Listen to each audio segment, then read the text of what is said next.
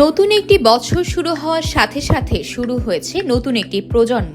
2025 সালে জন্ম নেওয়া প্রতিটি শিশু হবে জেনারেশন বিটা বা জেন বিটা। জেন বিটার এই পর্যায় চলবে 2039 সাল পর্যন্ত, অর্থাৎ আগামী 15 বছর ধরে যেসব শিশু জন্মাবে তারাই জেন বিটা নামে পরিচিতি পাবে। প্রজন্মের ধারণাটি সময়ের সঙ্গে সঙ্গতি রেখে পরিবর্তিত হয় এবং একটি প্রজন্মের গড়ে ওঠা একটি বিশেষ পর্যায়ের ঘটনা। সাধারণভাবে 20 থেকে 25 বছর অর্থাৎ 2 যুগের ব্যবধানে এক প্রজন্ম তৈরি হয়। যদিও এই সময়সীমা নির্ধারণে বিভিন্ন পরিসংখ্যান এবং তথ্য উপাত্ত বিশ্লেষণ করা হয়, তবুও প্রযুক্তির অগ্রগতি, বিশ্বায়ন এবং সভ্যতার উন্নতি এই প্রক্রিয়ায় গভীর প্রভাব ফেলে।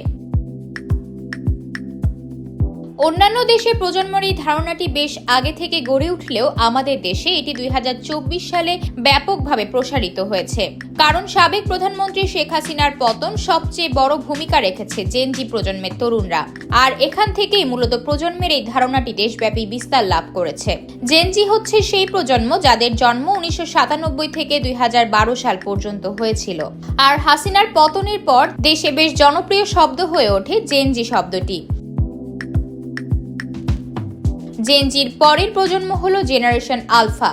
2010 থেকে 2024 সাল পর্যন্ত যারা জন্মেছে তারা এই প্রজন্মের অন্তর্গত। তবে 2024 সাল বিদায়ের মাধ্যমে শেষ হয়েছে জেন আলফা যুগের। এদিকে রোমান সংখ্যা দিয়ে গণনা শুরু হওয়া আলফা প্রজন্মের পর 2025 সালে যে শিশুরা জন্ম নেবে তারা হবে জেন বিটা বা জেনারেশন বিটা। এ প্রজন্মের শিশুরা বেড়ে উঠবে তথ্য প্রযুক্তির সর্বোচ্চ সুবিধা নিয়ে, যাদের বাবা মায়েরা মিলেনিয়াল বা জেনজি শুরুর দিকে জন্ম নেয়া।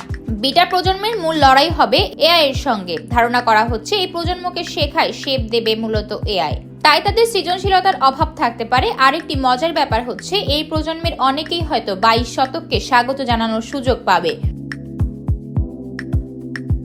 সামাজিক বিশ্লেষক, জনসংখ্যাবিদ এবং অস্ট্রেলিয়া ভিত্তিক গবেষণা প্রতিষ্ঠান মাইক্রোক্রিন্ডেল বলেছেন 2035 সালের মধ্যে পৃথিবীর মোট জনসংখ্যা 16% হবে এই জেন বিটার মানুষ।